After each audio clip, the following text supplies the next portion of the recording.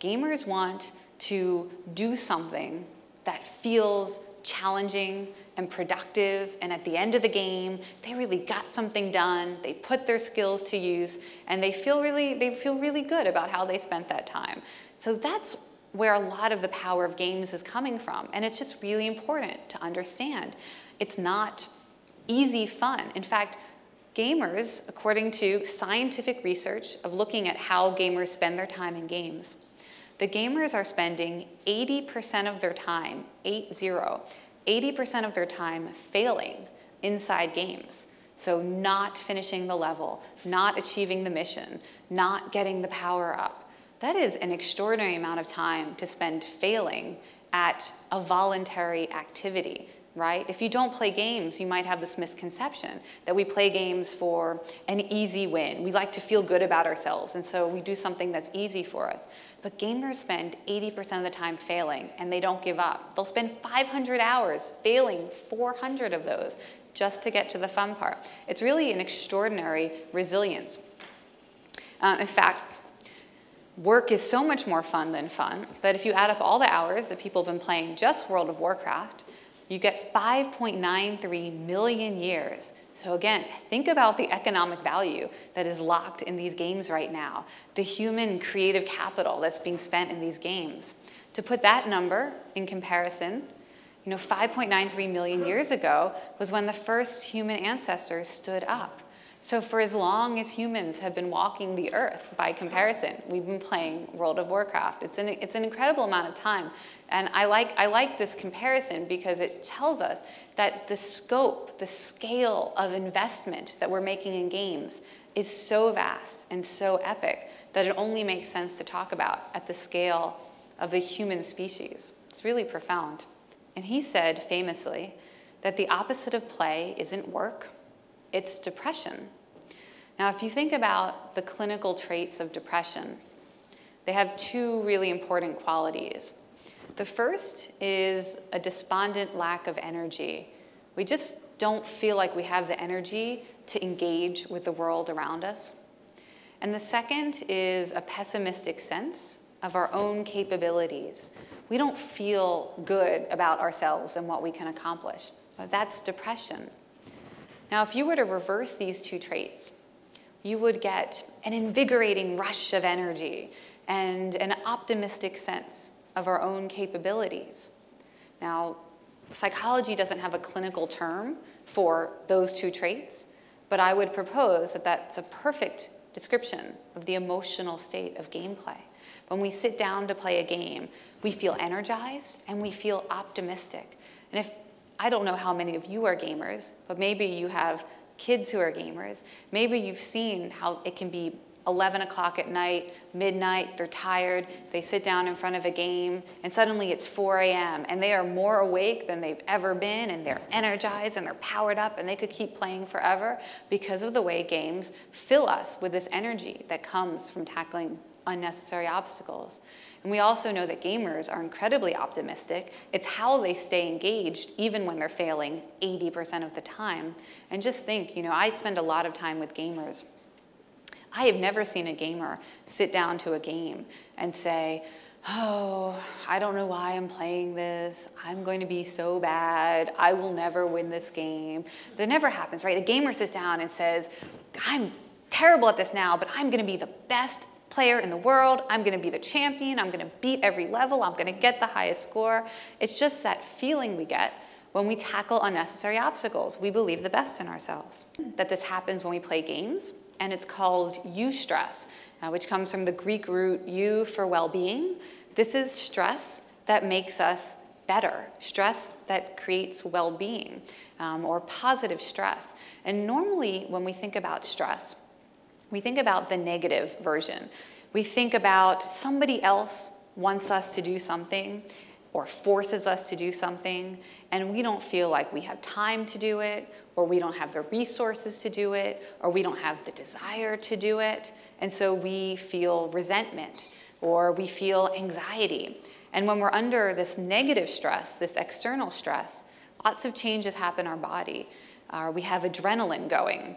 Our heart rate increases. Our breathing quickens. Our brain we have to filter out any distraction. So we have to focus on this threat. The attention centers of our brains really sharpen and focus. That's where all the blood flow goes. Now, it turns out, this is very surprising to researchers, that when we are under positive stress, when we have chosen the challenge ourselves, all of the same physiological changes happen. The heart rate goes up, the breathing quickens, the adrenaline's going, our attention centers are sharpened and focused. But because we chose the stress, because we put ourselves into the situation voluntarily, instead of experiencing it as anxiety or danger or threat, we experience it as excitement, as drive and motivation, as intense focus that will help us perform better. And it turns out when we are in a state of positive stress, we actually perform much better than we do under no stress or under negative stress. And there appear to be two reasons for this. The first is that in this state of positive stress, we are energized and optimistic, so other people like us more, right? We become more likable. And that means when we need help, other people are more likely to give us help. When we set an ambitious goal, other people are likely to share resources with us or provide support so we achieve our goal.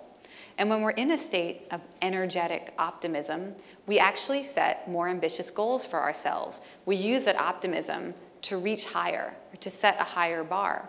So positive stress makes us more ambitious, and it makes us more likable, and then we are more focused and more engaged in our work. So positive stress is really a kind of ideal or optimal state of human being. So it's no wonder that gamers are drawn to this state, because we want to be performing at our peak ability, and that's what gamers are doing. This is really different from how we might think about gamers, right? They're not escaping reality, they're not wasting their time. They're activating their peak potential. When we unleash this natural ability, when we spend 10,000 hours by the age of 21 unleashing this ability. Well, in my book, I look at different results of this time spent playing games and why we play games. And one of the things that I say is that compared to games, reality is actually too easy, right? That games are doing a better job of challenging us with voluntary obstacles that help us put our strengths to better use. I think this is the most important thing to understand about gamers that we don't understand very well yet, is that they are not looking for an easier reality. They are looking for challenge, and that they will rise to the occasion if we give them a good challenge. They have 4 skills that they can bring to these challenges at the workplace, in the economy, at school, or for innovation. The first is urgent optimism. So urgent optimism is the sense that something really important needs to happen very soon, and that I have just the right combination of skills and abilities to get that work done, right? So gamers have this desire to do something important. I want to rise to the heroic occasion. And they're looking for opportunities to use their skills and abilities, right? So imagine waking up in the morning with that sense. Today is the day that I do something important, that I put my skills to meaningful use. Gamers are also very good at weaving a very tight social fabric. So social fabric is different from social networks. A social network, that's just everybody we know. But a social fabric are people we know in a very particular way. We understand what motivates them, and we understand their unique skills and abilities, their signature strengths. And when we understand what motivates someone and what they have to contribute, then we can put everybody to use in a really powerful way. So everybody has something that they can contribute. So imagine if you knew everyone in this room, what is it that really motivates them? And what's the one skill they have that no one else in this room has? If you were to play games with the people in this room, you would develop that very intimate knowledge. And that's very important for collaborating on planetary scale problems. And then, of course, there's blissful productivity. That's the ability to stay engaged with a very long-term problem, even in the face of continued failure, of not advancing as quickly as you would like. So gamers can sit for 500 hours with one game. Even very interesting research showing that young people who have been diagnosed with attention deficit disorder, who under normal circumstances are not able to set long-term goals and stay focused to achieve them. In a game environment, they can stay focused. The symptoms of their attention deficit go away. And that's because games structure our progress in such a way that we constantly get positive feedback. Even if we failed, we're getting experience points, or we're improving our strength, our skills and abilities, so that it feels like we're making progress and we're learning from our mistakes. And that allows us to stay engaged for much longer than we would ordinarily stay engaged. And the last skill and ability that these gamers are developing is this sense of epic meaning, of wanting to do things at very big scale, wanting to do things at a scale that has never been attempted before. So many games, they're massively multiplayer games. You're playing with millions of people, or in the case of Farmville, 130 million people, all playing in the same world, all achieving their goals together. And that's a really different sense of community. It's a different scale of community and of wanting to be a part of something bigger than yourself. So we see that gamers have this desire to really grasp onto a story about some heroic purpose, about some collective adventure. And when you have that story, that sense of awe and wonder, then you are more likely to contribute to a larger cause, to something other than your own bottom line. It really inspires collective behavior.